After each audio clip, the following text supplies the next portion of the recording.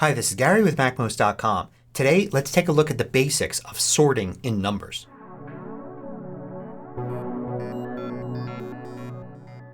MACMOST is brought to you thanks to a great group of more than 750 supporters. Go to MACMOST.com/Patreon. There you could read more about the Patreon campaign, join us, and get exclusive content and course discounts. So here I've got a sample table in numbers. It's some pretty basic information. Just last name, first name, 2 columns of dates, and 2 columns of numbers here. Now if I want to sort by a column, it's pretty simple to do. All I need to do is click anywhere in the table so the table is the one selected. Then if I move my cursor over the top here, you can see for each column I have this little arrow here that if I click on I get some quick actions. And one of those quick actions is to sort. Matter of fact, there's 2 of them. Sort ascending or descending. So one thing I might want to do is sort by last name ascending. And I can select that and it resorts the whole table now with last name starting with A going to Z. Now you could do the same thing for any other column. So I could do it for the birthday column here. Sort ascending or descending. Numbers knows that if it's a date it should sort by date, not by alphabetizing the date. And I could do the same thing with numbers here. I can sort by score and go ascending or descending. Now notice here that I've got 2 rows that have the same value in last name. So naturally I'd want to sort by first name as a secondary column. But notice here it put somebody with the letter D above somebody with the letter C. So how do we get this to correct itself? Well, one simple way to do it is to sort by one column first and then another column.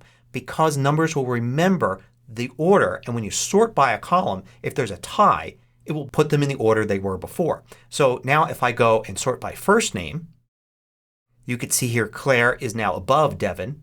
And now I go and I sort by last name and you can see these 2 are together but Claire is first and Devin is second. Now another way to do it is to use the full sort settings. And you could find those by going to Organize and then Sort. And here you could add multiple columns as criteria for a sort. So let's start off by adding a column here. And notice it gives me the names that are in the header row here. If I didn't have names here or I didn't have a header row I would just see A, B, C, D, etc. But let's say we want to sort by last name first. Last name's the priority. We can set ascending or descending. Now we could leave it at that or we could go and add another one right here. First name. That's going to be the secondary column to sort by. And we'll do that as ascending. So now when I click Sort Now it will resort and do last name first name. It already was that. Let's go and say sort by score. So I'll do score ascending and now you can see they're out of order there. Now if I were to do Sort Now it resorts everything and it's got these names in the proper order. So choosing one of these quick actions here doesn't change how your table will normally be sorted. And you could always return to Organize Sort and click Sort Now to resort everything. You can also go to Organize and Apply Sort Rules or Shift Command R. Sometimes Sort Now and Apply Sort Rules don't work. For instance, if I do a sort by score and then I've selected a heading there and I say Sort Now, notice it doesn't do it. But if I select a regular cell or no cell at all it would sort just fine. So why doesn't it just sort automatically? When you change somebody's last name, why doesn't it just jump to the proper place? Why do you have to click a button or use a keyboard shortcut to resort? Well, that's because if you're entering in data it can become very disorienting when you're having a sort happen automatically. So if I were to enter in a new row, enter in the last name, and it automatically jumped that row to its proper place in the sort, now I'm in a different place in the table. I finished entering in that record. Now I have to go back to the bottom of the table again to enter in a new row. And the same thing even when you're changing something. You change somebody's score, say, and then it resorts everything and now you're not in the same spot anymore. So the idea is to allow you to change things. The table stays where it is until you take an action to say resort it now. Now you could go and change the order of the sort by dragging from this little point here in each one of these. You can alter them as much as you want. You can use the trash can button to remove one of these and you can continue to add more, as many as you need. You can also choose to sort the entire table or only rows that you've selected. Now you may have noticed when I went to Organize there are a couple of more sort options here. These apply to if you have categories turned on. So let's do that. Notice I have Team here and there's Teams 1, 2, and 3.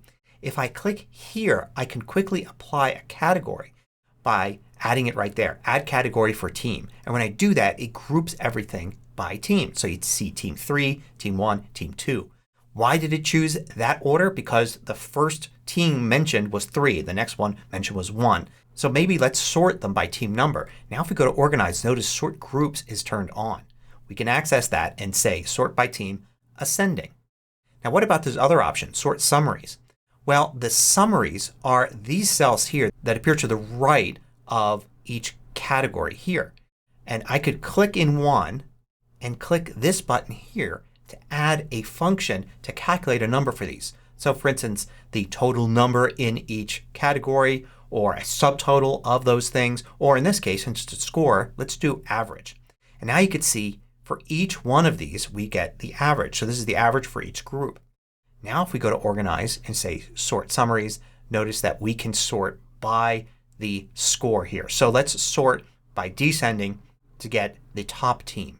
We could also click here, say, and let's just get a count. This tells us how many people are in each team. And now we can go here and go organize sort by count. So we could see team 1, 3, and 2, 4, 7, and 9 total members. It's handy then to be able to collapse these groups like that.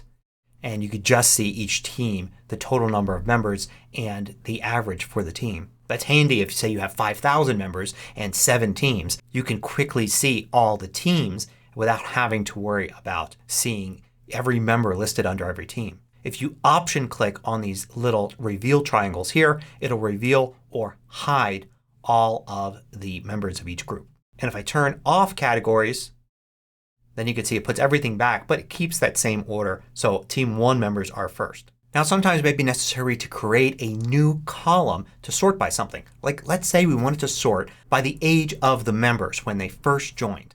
So here we have their birthday and the membership date. Let's go and create a new column. Add column after is another quick action. We could say age when joined. And we could just do a simple calculation here. Membership date minus their birthday. And we get the number of days old they were when they first joined. I can select that and select the whole column and paste it in here. And now I can sort here age when joined ascending, and we could see that this member was the youngest when they first joined. And another way to do this is to use another function called year frac or fractional. And when we put that in there we can see we choose the start date, so the birthday. The end date would be their membership date. And the day basis would be the actual number of years between those two dates. And now we could see the number of years there. I can copy and paste throughout. Of course the sort order is the same, but we can now see clearly this member joined when they were only 15 years old. And this member joined when they were 39 years old. So there's a quick look at the basic sort functionality in Numbers. Hope you found this useful.